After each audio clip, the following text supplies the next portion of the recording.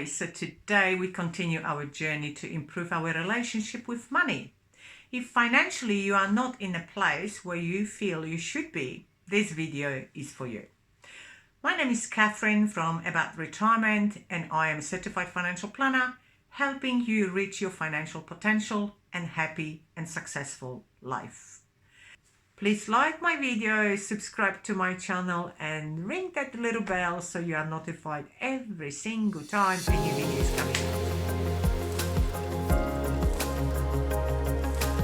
out. Last time I was talking about one thing that you can do to guarantee your financial success. Please go and check out that video, it might actually surprise you. It always makes me question why lives of some people of similar backgrounds and circumstances might be so vastly different. Here is Kate, a smart young lady working in the office, responsible position, good income of let's say $40,000. Kate loves fun and friends and going out and partying, socializing, spending money on makeup and shoes and handbags. I mean, you get a picture. That's, you might tell me, Katherine, so what's wrong with that? Isn't that normal? Well, let's look at Kate after 10 years. After 10 years of that lifestyle, Kate not only doesn't have any savings, but she's $20,000 in debt on her credit card. And now let's have a look at Tom. Okay, Tom, the same age, the same income, very similar circumstances. Tom, for the first 5 years of his work, is saving 20% of his income. That's after 5 years, approximately $40,000. After having saved that money, Tom decides to go and buy a little bedroom, one-bedroom flat. Because it's not really enough for big property, he will buy a small little apartment in not very expensive area of his town.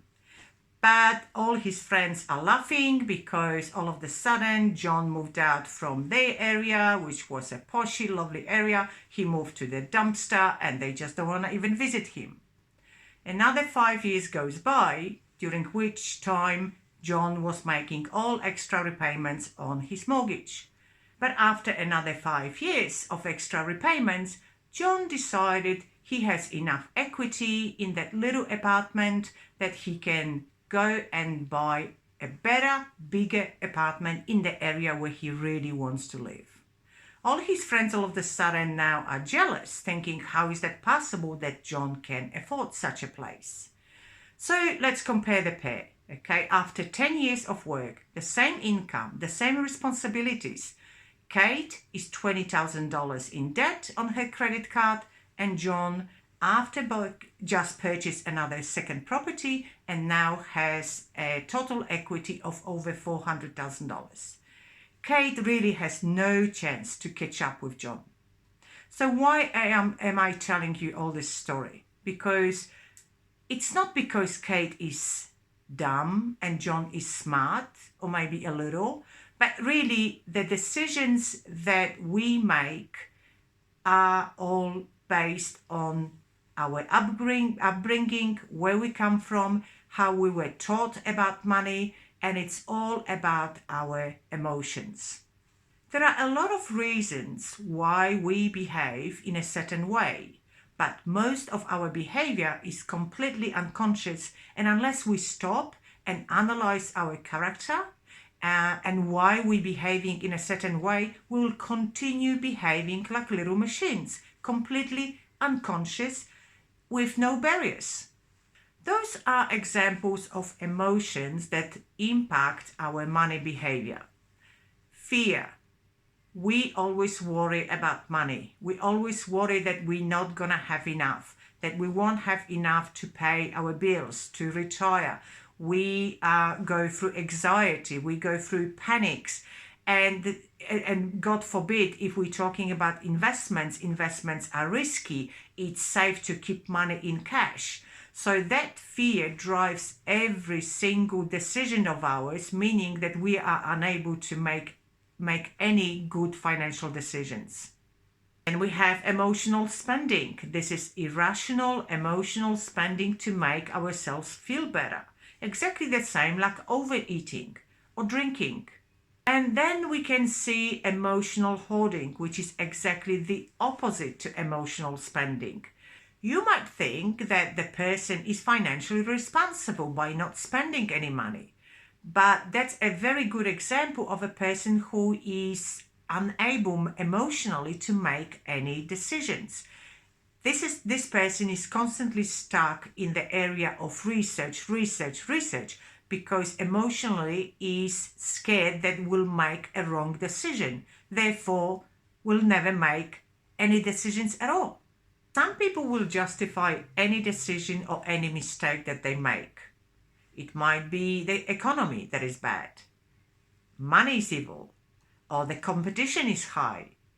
Unfortunately, if we realize that we've made a mistake, sometimes it goes further, which means that we might start feeling anger and regret. And God forbid, if it goes even further, then it can follow with shame and embarrassment. And because of those feelings, we just make ourselves feel so terrible that we have to somehow make ourselves feel good now. Therefore, we will go back to the shop and spend more. And the wheel just keeps on going. The good news is that you can change all of this. You can review your behavior. You can adjust it to your advantage. Money is all about emotions. But the first thing is you have to recognize it, and you have to recognize the source of that destruction. So you really have to go back and analyze your past. Did your parents agree about money, or they were fighting about money? Did they, for example, say things like money is difficult to come by, money is really no good, money doesn't live on trees? Or maybe it was quite the opposite. Your parents were spenders and they never saved any money. They never really thought about tomorrow. At that point, review your behavior. Are you following the behavior of your parents, or have you become a rebel and you do right the opposite? If you really want to become financially successful, you need to recognize some of those behaviors, some of those blocks in yourself, and verify them. So the best way is to go through the exercise. Number 1, review your family money behavior. Number 2, are you emotional spender or emotional hoarder? What triggers you? Are you in constant fear about money, that you will never ever have enough? Do you justify your extravagant spendings or being a Scrooge? Do you feel anger or regret, or feeling shame or resentment? Or do you simply sort of like, oh, this is too hard basket, I can't worry about it, life will just resolve it on its own? Once you answer all those questions, you will understand the reason for your behavior, and you can very easily at that point make decisions as to what steps you need to take in order to rectify this. If you enjoy that video, please like it, subscribe to my channel, and ring that little bell to be notified every single time a new video is coming out.